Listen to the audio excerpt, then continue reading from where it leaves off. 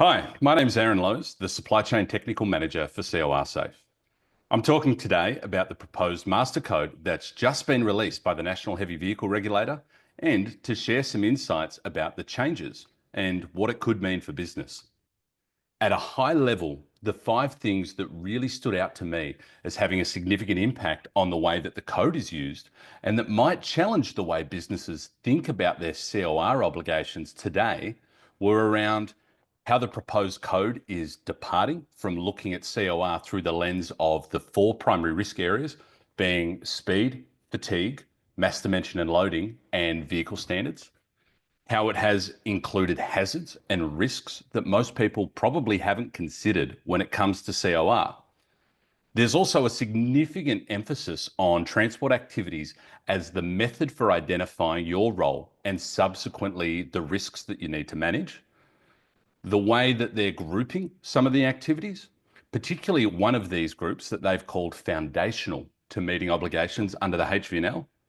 And lastly, exploring what this actually means for businesses right now and whether that changes when the code is published.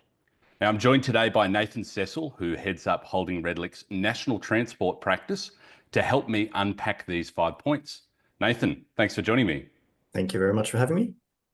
So to kick things off, let's talk about the change from looking at the 4 primary risks to looking at transport activities. The proposed code has 46 different activities that they're asking people to consider, and it might count around 300 distinct controls. Now, that's a significant amount of information to digest and might leave people wondering what was wrong with the old approach. Yeah, look, I think reading between the lines, when you look at the way the code's drafted, I think the NHVR is of the view that people are focusing a little bit too much on those 4 primary safety risks, if we can call them that, and perhaps they may be overlooking the management of their broader safety risks to public safety, to road infrastructure, and to the environment. And all of those risks are caught by the Heavy Vehicle National Law. So the draft code seems to open up the heart of the focus of the Heavy Vehicle National Law to ensure that you do everything so far as reasonably practicable to ensure the safety of your transport activities, where safety can mean more than just those 4 main risks that people have been focusing on. Now, that doesn't mean that there aren't specific obligations relating to those 4 areas. There certainly are, but it does mean that a business's primary duty under the Heavy Vehicle National Law is broader than just those 4 risk areas. Now, I can understand how something like driver distraction, which wasn't featured prominently in the old code, but is in this draft, how something like that falls under the primary duty. But there are some of the other hazards and risks that don't really marry up with the types of things we've typically associated with chain of responsibility. I'm talking about biosecurity, bullying, threats and abuse, or even criminal infiltration and blackmail.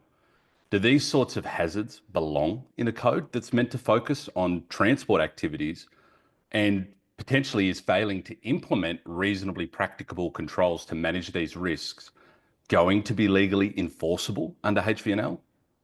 Yeah, that's a question to be determined. So while those hazards fall outside the 4 main areas of sort of COR specific risks, we know that the primary safety duty isn't limited just to those 4 areas. So in theory, it is broader than that. So far, though, we haven't really seen much evidence of prosecutions relating to hazards that aren't directly related to those 4 main areas of risk. And whether or not those sort of hazards fall within your transport activities and are subject to the primary safety duty, perhaps is something that's going to have to be determined on a case-by-case basis through the courts and through prosecution activity. But for now, the inclusion of those by the NHVR clearly forecasts how they'll be approaching things going forward. So we can really see what they're thinking. Okay. So the proposed code is moving on from looking at transport safety through the lens of the 4 key risk areas and is suggesting a broader scope for what it means to ensure the safety of your transport activities. And for companies who thought they had a good grasp on what they needed to control, it's sounding like they might have to revisit that. With identified activities in the code, like running an online freight platform or designing loading and unloading sites, do you think the NHVR is starting to stretch who is considered a party in the chain? Yeah, so the first thing to note is that the code can't change the Heavy Vehicle National Law. It's subordinate to it. So who is or who is not a party in the chain hasn't changed. And it's only people who perform those functions identified in the heavy vehicle national law that are parties in the chain and who are subject to the primary safety duty. But I think what the NHVR is signposting is that they're going to be interpreting those functions a little bit more broadly than people have been in the past, and maybe capturing activities beyond those direct transport activities like employing a driver or consigning goods, to capture activities where maybe people in the past hadn't considered them to form part of their transport activities. Okay, and speaking of transport activities, we mentioned earlier there are 46 all up to consider, and that's no small task for businesses to complete. Now, I think fortunately the NHVR have done some grouping of activities to try and make it easier, and one of those groups that I wanted to focus on is called foundation activities. To me, this seemed to imply that these activities are central to a business meeting their COR obligations. Yeah, I think that's a reasonable assumption to make. And if you consider the types of activities that are included in that foundational category, it reflects a lot of the guidance that the regulator's been publishing today. Yeah. Why I wanted to focus on the foundation activities is because there were some elements in there that seemed to be less tangible, perhaps, than some of the other activities later on. And I'm talking about things like fostering a strong safety culture, training executives in the business, or even sharing information. To me, these sound like outcomes or controls that might fall under other areas. What do you think the intent of including these as foundation activities was? Yeah, so when the draft code was released, Peter Austin, who's the NHVR's Director of Policy Implementation, he said that the industry is significantly matured in its understanding of the primary safety duty and the skills required to manage safety. So I think what we're seeing is that sentiment coming through there and a bit of a levelling up in how the NHVR expects businesses to address those matters. Right, I probably agree as well. Yeah.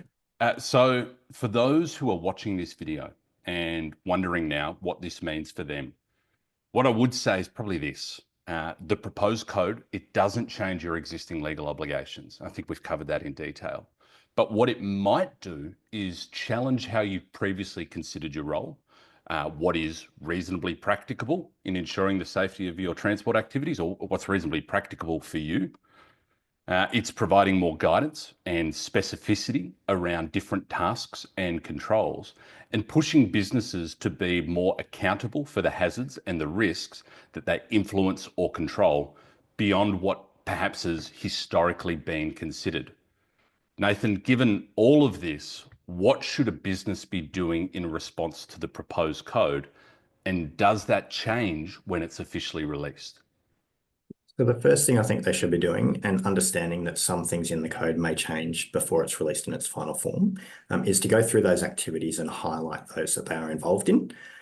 From there, they could look at the list of controls that the code covers and also the general commentary and guidance that's provided in the code, and start to determine those that are relevant to their operations and could be implemented by them. The next step would be to start to incorporate those activities into how they're eliminating or mitigating those risks that arise in their business. So far as they can do that, so far as reasonably practical.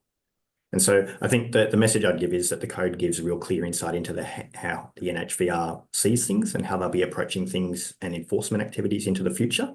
So if you want to stay ahead of the game and stay in the regulator's good books, which is usually a good thing to do, a little bit of preparation now, a little bit of thought now may save a bit of panic when the code's finally released.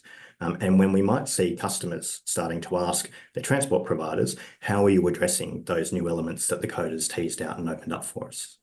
Thanks for that, Nathan.